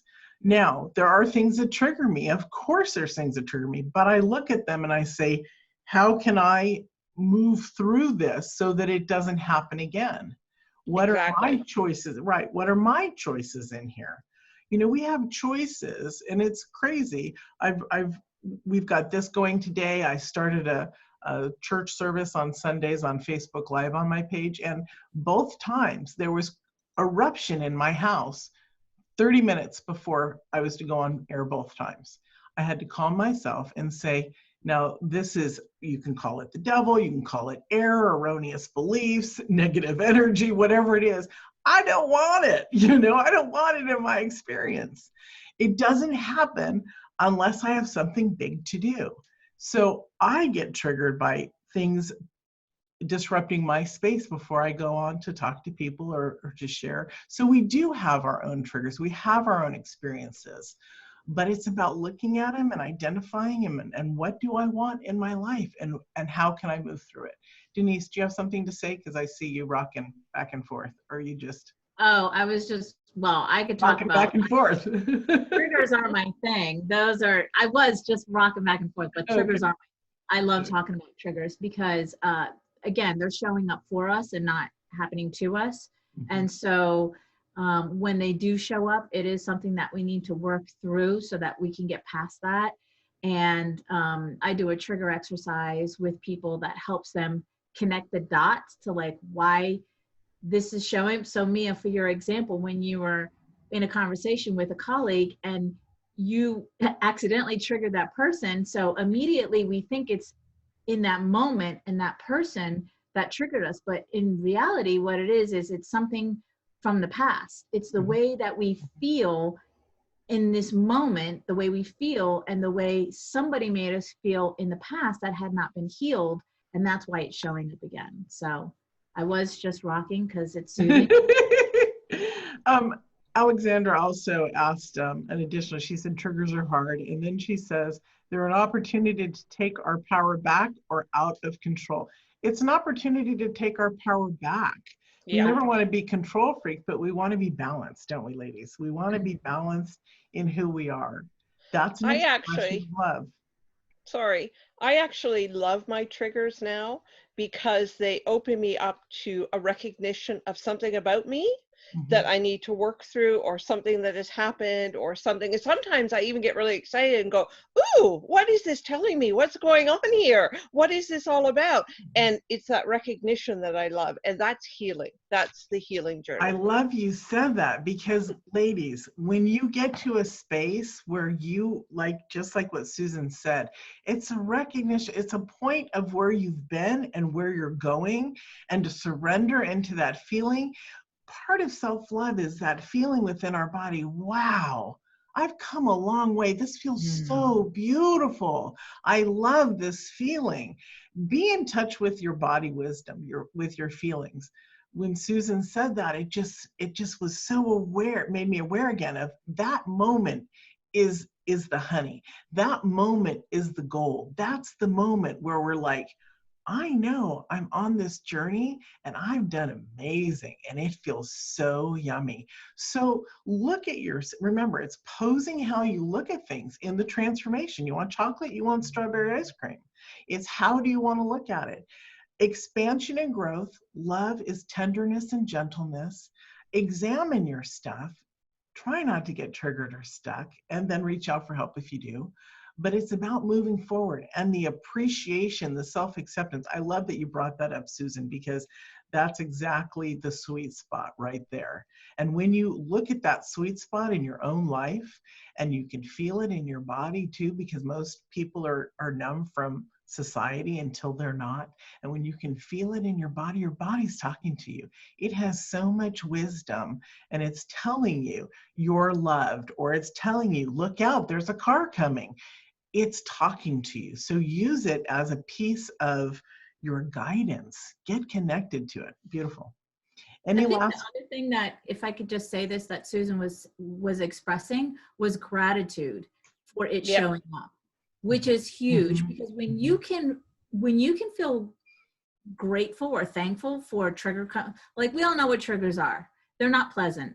So when you can feel thankful that this is showing up, because then you know how to move past it or get through it, that is such an energy shifter. Because now, instead of when we get triggered and staying in the pissed offness of it or the blaming of who said that, whatever, and shift from going from that into gratitude, like, oh, good, now I can thank you for showing up, because now I need to know, now I know what to do to work on it and get past it. So I just wanted to point that out, that she expressed gratitude, and that's a huge shifter. Gratitude is love. It literally is. It's beautiful. Thankful All right. for my crap. Thank you for my crap. So are there any more questions? Does anyone want to say anything else before we say goodbye? This was really, first of all, I also want to say this was really beautiful, and thank you all for joining us. We're not quite going to say goodbye yet, just because we want to make sure that everybody has had a moment to say something. There's probably, we've had a lot of people on the lines today, which we're very grateful for, because the percentage is very high of who showed up. And so take this time, if you need it, just to raise your hand. Otherwise, reach out to us. We're here for you. We love you. You're not alone. You're a miracle, and you're incredibly deeply loved. And so take that along with your journey, and make the next several days, if you haven't practiced this, make this about you. It's not about arrogance or selfishness. It's about, I am amazing.